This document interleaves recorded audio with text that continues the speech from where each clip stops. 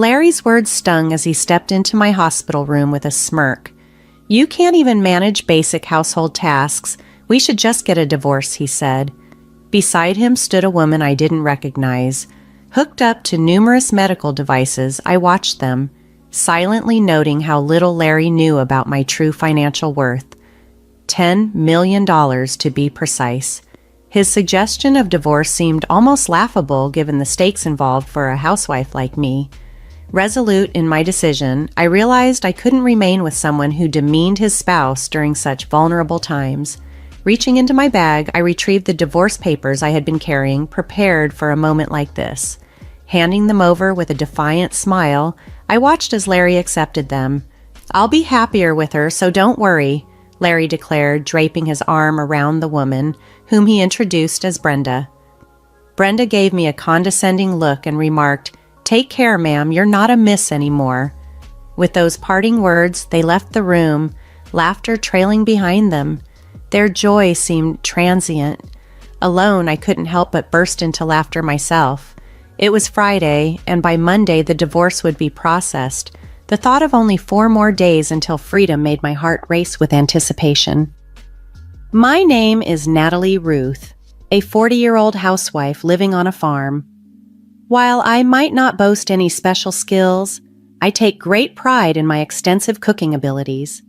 My husband Larry and I share the same age and once walked the halls of the same college. After graduation, we moved from the countryside to Florida, living by ourselves.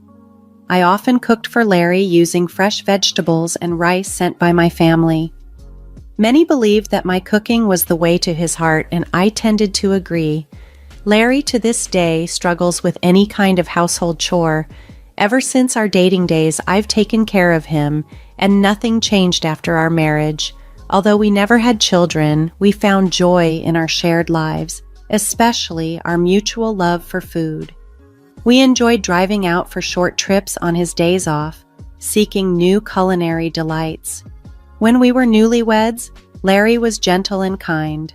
However, about 2 years into our marriage, he started to change, becoming more controlling. He never became physically aggressive, but his sharp words often stung, and I found myself too weary to argue, doubting he would listen to a full-time housewife like me. Larry initially landed a prestigious job after university, but left it within 5 years. He moved between jobs frequently afterward, which meant our financial situation was always uncertain.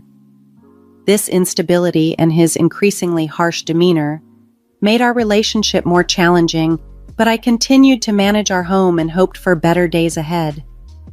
Our financial struggles were a constant in our lives, but Larry seemed to have found some stability at his latest job, where he'd been for the past 3 years. He got along well with his colleagues, and I quietly hoped he might stay there for the long haul. Then, one day, he came home earlier than usual. "I'm home. I quit my job," he announced. Surprised, I blurted out, "What? Again?" This visibly irritated him. I saw his eyebrows twitch. Dropping everything, I rushed over to him. "I'm sorry, I was just shocked. No welcome back?" I tried to backtrack as he retorted sharply, "You've become quite audacious." Larry was clearly in a foul mood, and I feared any wrong word might escalate the tension. "I'm sorry," I said carefully, trying to calm the storm. He grumbled a bit but seemed somewhat placated as he sank into the sofa and turned on the TV. I quietly set a beer and a glass on the table. "Do you want dinner or a bath?" I asked. "Food and alcohol," he replied. To keep the peace, I slipped back into the role of the submissive wife, a role I had been playing for the 10 years of our marriage. After he had eaten and drunk to his satisfaction, Larry fell asleep on the sofa, snoring loudly. The table was a mess, looking as if a child had dined there. I began cleaning up, picking up fallen beer bottles and scraps of food from the floor. As I cleaned, I reflected on my life. This wasn't the marriage I had envisioned. Memories of happier days as a young girl in love surfaced, revealing my buried feelings. I glanced at Larry, fast asleep with no sign of waking soon, and felt a mix of relief and dread. Was continuing this life worth it? Perhaps it was time to consider a divorce. The next day, while Larry started job hunting, I signed divorce papers at the city office. I wasn't ready to file them yet, but having them felt like a form of protection. I discreetly placed the signed papers at the bottom of my frequently used bag, worrying about his reaction if he ever found them. "Where did you wander off to while I was job hunting?" Larry asked when I returned. "I went to the stationery store to buy some resumes." "Look, I thought you might need them," I replied, handing him the resumes. That day, Larry was unusually thoughtful. He questioned me initially, but soon lightened up after receiving the resumes. He mentioned going out for drinks with a friend and left. His new job was with a reputable company, offering a solid salary and better benefits than before. I held a secret hope that maybe this time Larry would stick with his job until retirement, especially since his new department seemed to be in sales. Larry started spending more evenings out, seeking entertainment, which left me with brief periods of solitude that I treasured. I used these moments to recharge, always managing a smile for Larry upon his return. One afternoon, a call from my mother broke the routine. It had been a while since we last spoke, and she was bubbling with excitement over some unexpected news. "We had our mountains and lands appraised, and they're worth $9 million, she explained. "We only need $5 million to enjoy our retirement, so you should consider what this means for you." My mother had always been skeptical of Larry, particularly as he grew more controlling, even preventing me from visiting my childhood home. The news of the windfall was shocking enough, but what truly stunned me was that my mother had transferred the property titles from my grandmother to me to avoid inheritance taxes. Now faced with a crucial decision, I pondered whether to share this with Larry or keep it as my secret leverage toward newfound freedom. A week later, life threw another curveball. I was involved in a traffic accident. Although not life-threatening, the injuries required a week-long hospital stay. After securing my valuables in my hospital room drawer, I reluctantly called Larry to inform him. "I'm sorry, I got injured," I said. His first reaction was self-centered. What about my meals?" he asked. I held back my frustration and explained, "I'll need to be hospitalized for a week. Could you manage your meals until then?" His response lacked any semblance of understanding or empathy.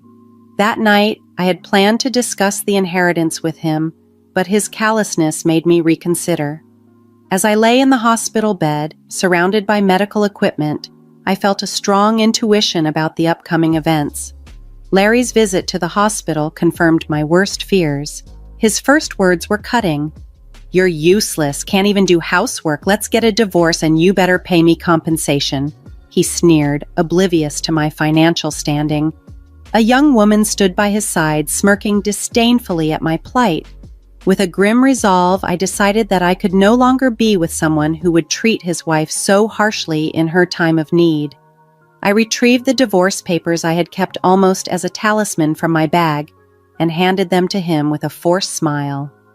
"Here, I guess it's time we said goodbye," I said. Larry grinned smugly as he took the papers. "I'll be happier with her," he declared, his arm around the young woman he introduced as Brenda. She leaned against him and mockingly said, "Take care, madam. Oh, you're not a madam anymore. Take care, old lady." As they left the room laughing, I felt a bittersweet relief wash over me. Free from his disdain, I now faced the future with a significant inheritance and a life to rebuild on my terms. As I lay in my hospital bed that Friday, laughter bubbled up inside me. The divorce papers had been served, and by Monday, they would be processed. The weekend passed in a peaceful silence. Larry did not attempt to contact me, which was a welcome respite, yet oddly unsettling for someone accustomed to constant activity. Come Monday evening, however, my phone began to incessantly ring. After about half an hour of persistent calls, I finally decided to pick up. Larry's voice, loud and irate, greeted me immediately. His fury over the divorce papers not being processed as he expected only fueled my laughter, which seemed to infuriate him even more. "I've already filed a notice of non-acceptance," I informed him between chuckles, reminding him of his frequent threats of divorce during our trivial arguments. Larry was clearly agitated, quickly demanding that I withdraw the notice, but I was no longer the woman who jumped at his command.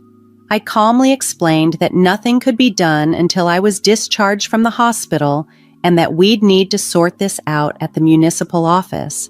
His selfishness was almost comical, and it didn't stop there. Larry blurted out his intentions to register his marriage with Brenda, the woman he had introduced as his new companion. He corrected himself in a panic when I mischievously asked if her name was Kaveen and if she was his mistress. "She's my new wife and technically your mistress since we're not divorced yet," he asserted. I responded to his absurdity with cool composure, frustrating him further.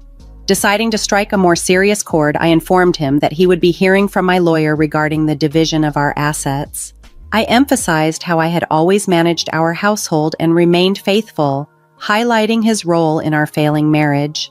Larry seemed genuinely confused, as if my inability to perform housework from a hospital bed was a betrayal. I explained with patient clarity that my hospitalization did not equate to negligence on my part, and that his failure to support me in these times showed his true character. The conversation ended with Larry flustered and at a loss, a stark contrast to the confident man who had left the hospital room with a smirk just days before. As I recuperated in my hospital bed, the absurdity of Larry's expectations became more apparent. He seemed to think that even as an adult, I was responsible for his well-being, equating my inability to perform house chores due to hospitalization with neglect. His logic was so skewed that it would likely astonish even a judge. Yet, despite his gradual understanding of the situation, he stubbornly clung to his belief that he was justified, especially now that he had Brenda by his side and claimed he no longer needed me. I reminded him sharply that his secret relationship with Brenda constituted cheating, a point he stubbornly refused to accept. Frustrated and seeing no end to his circular arguments, I decisively ended the conversation, instructing him to communicate through our lawyers hereafter. I hung up, ignoring the barrage of calls that followed until he eventually ceased. However, the peace was short-lived. The next morning, my phone started ringing incessantly from 8 a.m. Pressing the call button, I was immediately met with Larry's complaints about being unable to withdraw money from a bank account. He seemed puzzled as to why he couldn't access funds from what he assumed was a joint account. I asked him if he was attempting to withdraw from my personal account, to which he confirmed he was. Larry's anger flared as he failed to grasp the protective measures I had put in place. Before being hospitalized, I had called the bank to temporarily prevent any withdrawals, anticipating that Larry might recklessly tap into my savings while I was incapacitated. This precaution proved wise. Larry demanded that I authorize a withdrawal immediately, failing to see the impropriety of trying to take money from an account belonging to someone he was divorcing. I calmly explained that we were effectively strangers now, and I had no obligations to finance strangers. This newfound assertiveness shocked him. He was unaccustomed to me standing my ground. He insisted that I send him money and even suggested I owed him compensation for not performing household duties. It seemed that despite his education, Larry lacked basic common sense after 12 years of marriage. Treating him with the patience one might use with a child, I reiterated that any financial settlements would be handled through our lawyers. Larry's frustration boiled over, and he threatened to visit me in the hospital immediately. Unfazed by his threats, I remained calm, prepared to face him, if necessary, confident in my decision to stand up for myself and move on from the manipulative dynamics of our marriage. After my conversation with Larry, I had preemptively informed the nursing staff at the hospital to only allow visits from my parents, ensuring that Larry couldn't just barge into my room. Despite this, He attempted to visit but was stopped at the nurse's station, leading him to switch tactics by flooding my phone with calls and messages. I saved these messages as evidence and got in touch with my lawyer, who promptly dealt with the situation, causing the incessant notifications to cease. Just as I was beginning to relax, thinking the drama was subsiding, an unexpected twist emerged. I was informed that Denise, a longtime friend with whom I had lost touch after marriage, was visiting. Denise and I had a history of shared dining adventures sparked by our mutual love for food, which we frequently discussed on social media. She came by, expressing concern over my accident, and brought startling news about Brenda, the young woman with Larry. Denise revealed that Brenda was actually her niece and confessed that she had overheard her planning to marry a 40-year-old man. When Denise saw a photo of the supposed fiancé, she recognized him as my husband, Larry. Shocked by the coincidence and the deceit, Denise shared that she had already informed her sister about the situation and was contemplating demanding compensation from Brenda for the distress caused. Assuring me of her support, Denise expressed her desire to maintain our friendship, undeterred by the familial connection to my ongoing marital strife. She had arranged a meeting to address these issues directly with her sister and Brenda. Filled with gratitude for Denise's unwavering support and bolstered by our friendship of over 15 years, I left the hospital the next day and headed to a private dining room in a restaurant where a meeting had been set up. To my astonishment, I found Larry and Brenda already there, nonchalantly enjoying an expensive traditional meal. Larry, ever audacious, had the gall to remind me to bring money to pay for their meal. Firm in my resolve, I refused, instructing them to settle their bill as I was there, not to subsidize their lunch, but to assert my rights to the assets. Ignoring Larry's rude remarks, my lawyer and I took our seats at the table. We laid out the evidence clearly, legal documents and statements delineating Larry's faults and outlining the terms for the division of property. The papers made it clear that the responsibility for the dissolution of our marriage rested squarely on his shoulders, and I was prepared to defend my interests rigorously. After my hospitalization, a critical meeting took place in a private dining room of a local restaurant involving myself, Larry, Brenda, my lawyer, and unexpectedly, my long-lost friend Denise. As Larry and Brenda enjoyed their meal, unaware of the confrontation that awaited, my lawyer and I presented a series of damning photographs. These photos, taken by Denise, captured Larry and Brenda together, and even more shockingly, Brenda entering a hotel with another man. The surprise and guilt on their faces were palpable as they halted their meal. Denise chose that exact moment to make her entrance, confirming her role in capturing the images. Brenda was visibly bewildered to see her aunt involved.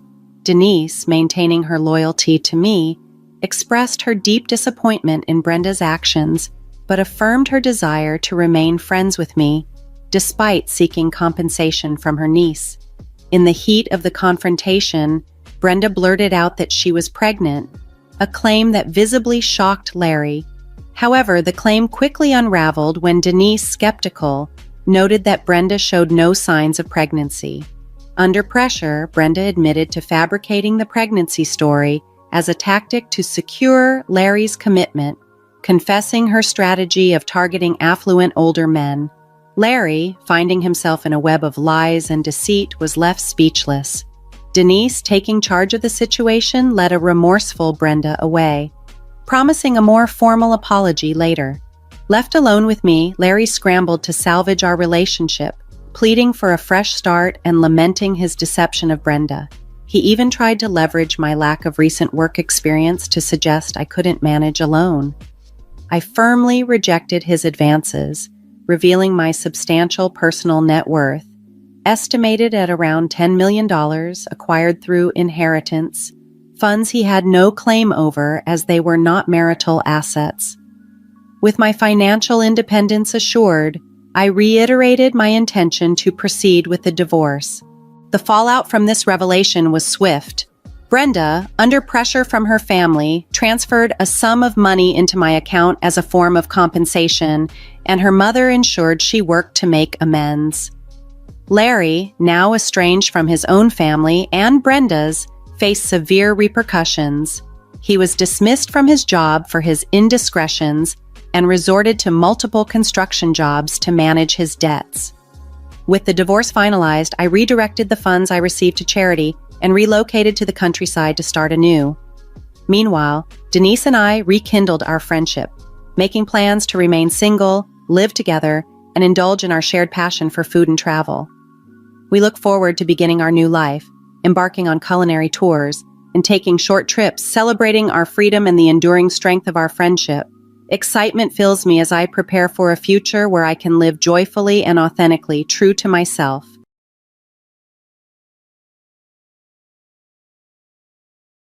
I planned a rare visit to my parents' house for my mom's 60th birthday, carrying a bouquet and a gift, eager to see her joy. My older brother and his wife would be there too, so the whole family would finally reunite. As we sat down for dinner together, my sister-in-law laughed scornfully. "Haha, pasta salad? Are you that poor?" She scoffed. "No, pasta salad is my mom's favorite," I began. "Pasta salad is just ridiculous. You should at least get sushi," she interrupted, belittling everything I had cooked with heartfelt effort. Feeling humiliated, tears welled up in my eyes. Amidst my sister-in-law's smug smile, it was my mother who spoke up. "I see. Let's treat this as the final time we do things this way." While everyone was puzzled by her words, my sister-in-law was the only one to mutter under her breath, "As if that even matters." It didn't take long for the meaning behind my mother's words to become clear, but what happened next, no one expected. My name is Evelyn, a 29-year-old woman. After graduating from a graduate program in the sciences, I work as a researcher at a major cosmetics company. I'll be turning 30 soon. While my friends have long since gotten married and had children, I don't even have a boyfriend. But if you were to ask me if my current life is unhappy, that's not entirely true. I've always admired research work, and now I have a job in that field. My parents at home are healthy and doing well. I have a slightly unreliable but kind older brother, and I have many friends of my own. I think getting married and having children is one form of happiness, but I am content with my current life. While living such a life, I received news 2 months ago that my older brother, Kurt, got married. Kurt is 6 years older than me. It's neither too early nor too late to get married at that age, but it's a reasonable age when considering having children. Half a year ago, my brother told me he had something to ask and asked me to visit our parents' house. When I arrived, Kurt had already returned home, and there was an unfamiliar woman next to him. "This is Vivian, my girlfriend. Isn't she incredibly beautiful?" My brother introduced her with pride. Vivian had a well-groomed appearance and a good figure. I didn't mean to be disrespectful, but Kurt isn't that handsome. He has an average physique, and if I were to point out one thing, it would be his slightly tall height. I genuinely wondered why Vivian had fallen in love with my brother, so I casually asked her about it. Why did you marry my brother when you are such a beautiful person?" I asked, curious. In response to my words, Kurt jokingly got angry. "That's rude." Vivian smiled gently and answered my question. "You know, Kurt is truly kind and a good person." "Well, I do think he's kind, but aren't there many more wonderful men around you, Vivian?" I persisted. "That's not true," Vivian replied. "I chose Kurt because I believe he will love me the most." "I see," I nodded. "Well, it's kind of you to choose my older brother, despite being such a beautiful person."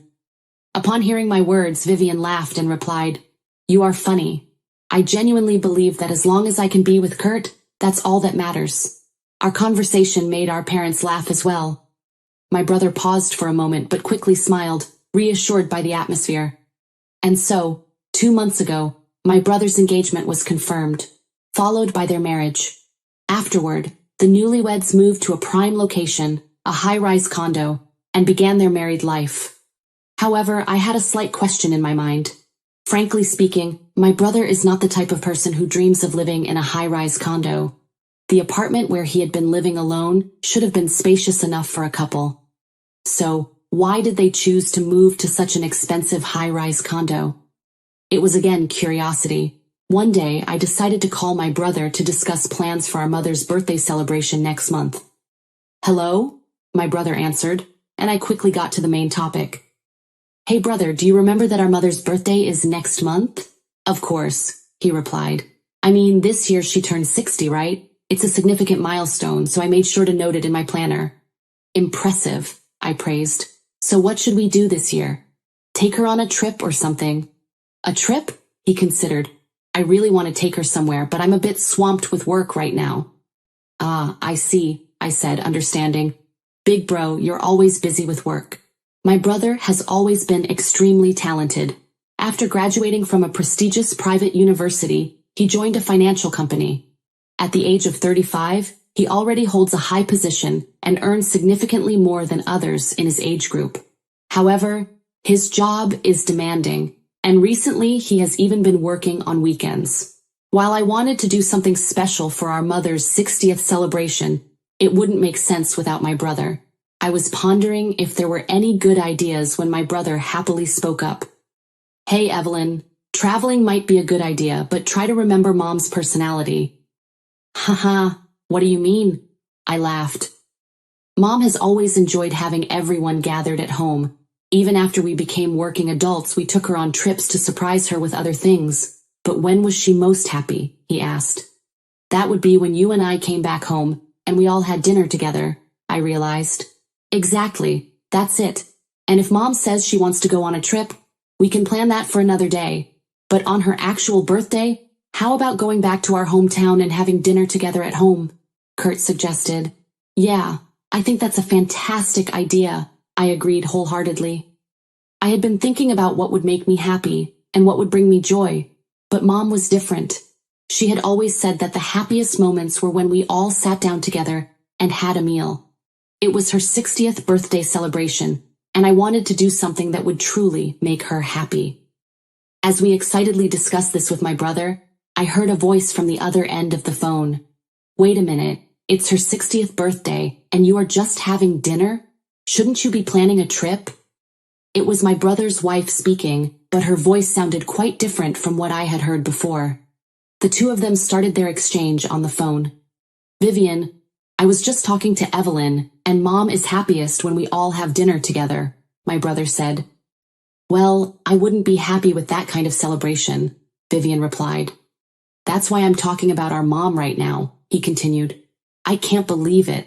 I was getting excited about going on a trip." "Seriously, you are useless," Vivian added. "Sorry, don't be upset." My brother said to calm her, then added, "Oh, hold on, Vivian." I could hear my brother's disappointed voice as if he heard a sigh. In a low voice, so that Vivian wouldn't hear, I asked my brother, "Hey bro, was that your wife just now?" "Ah, yeah, looks like I made her mad again," he admitted. "Again? What does that mean?" I probed further.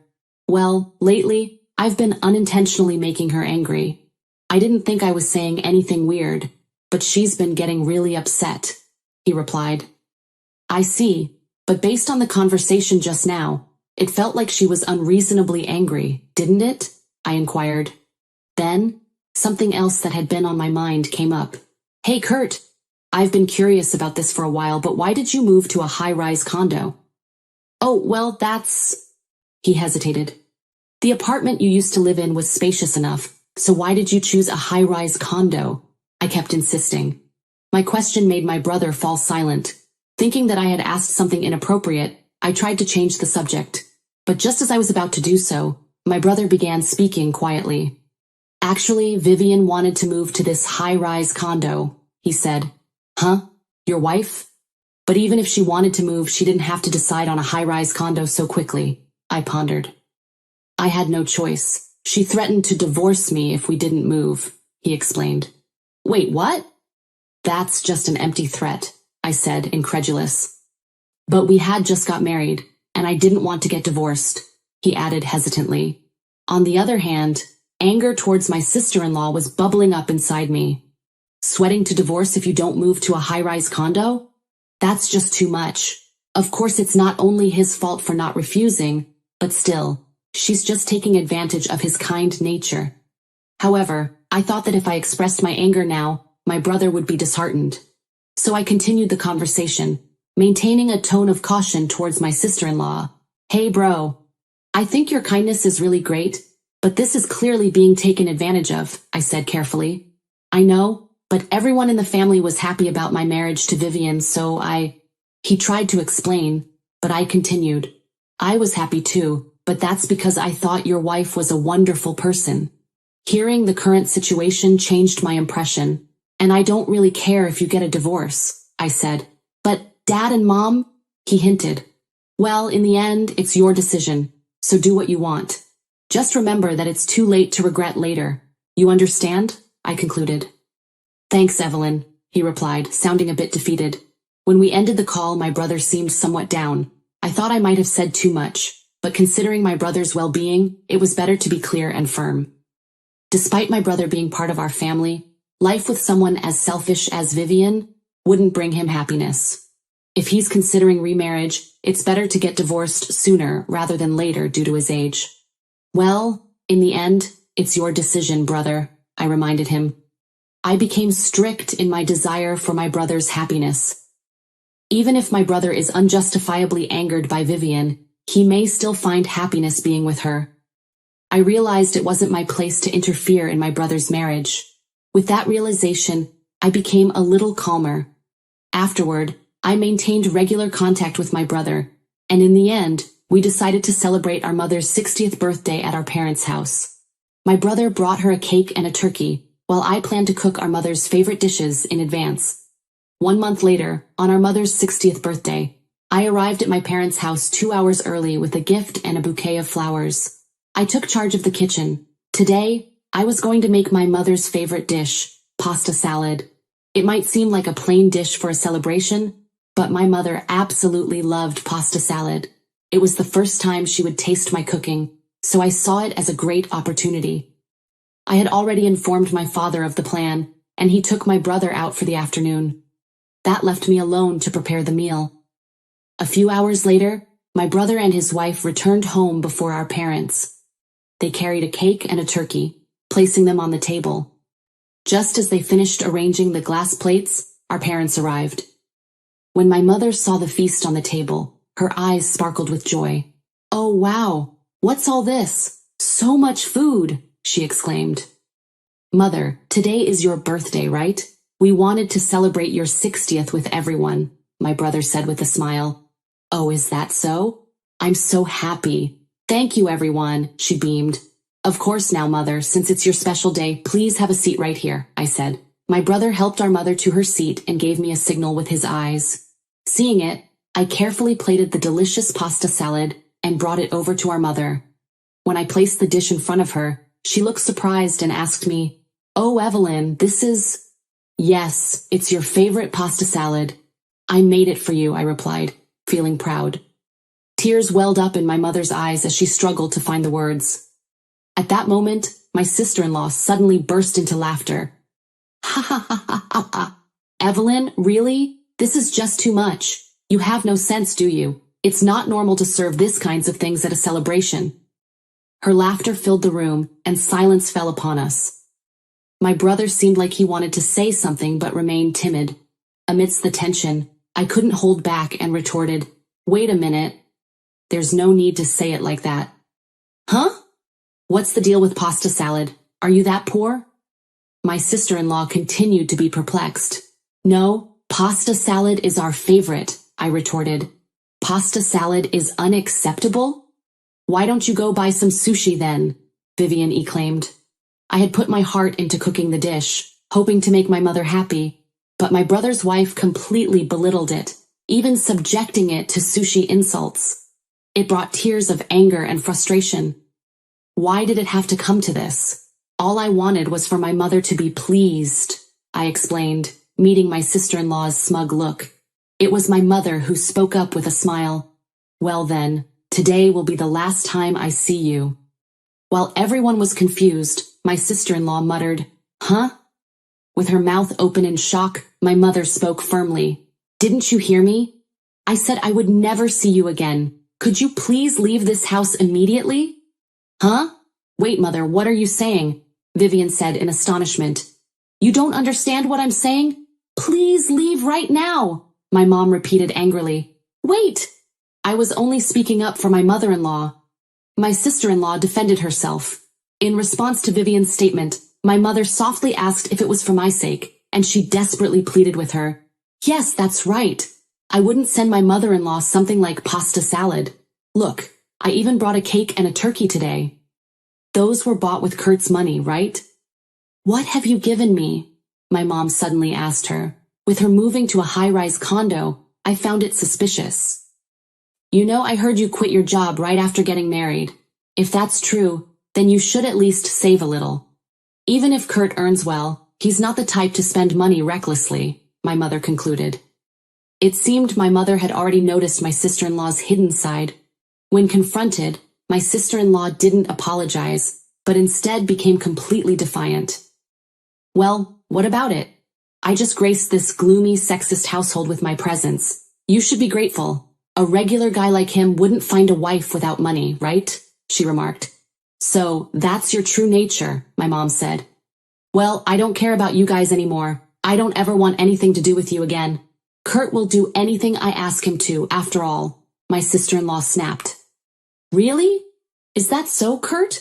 My mother asked in surprise. As my mother asked, I also looked at my brother's face. It wasn't the helpless look from earlier. Instead, I saw a determined expression. That's not true, he responded. His face twitched in response to her words. Stirred with anger, my brother raised his voice. Don't screw with me. You've been belittling my family all this time. Wait, why? You always used to listen to everything I said, Vivian retorted. I've heard enough of your selfishness, Kurt continued. If it were just me, it might be tolerable. But if you're going to treat my mother and Evelyn that way, I can't take it anymore. Wait, I was just speaking the truth. His wife tried to defend herself. The truth? Cut it out already. Don't you realize how out of touch you are?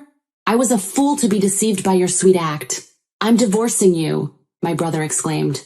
No way.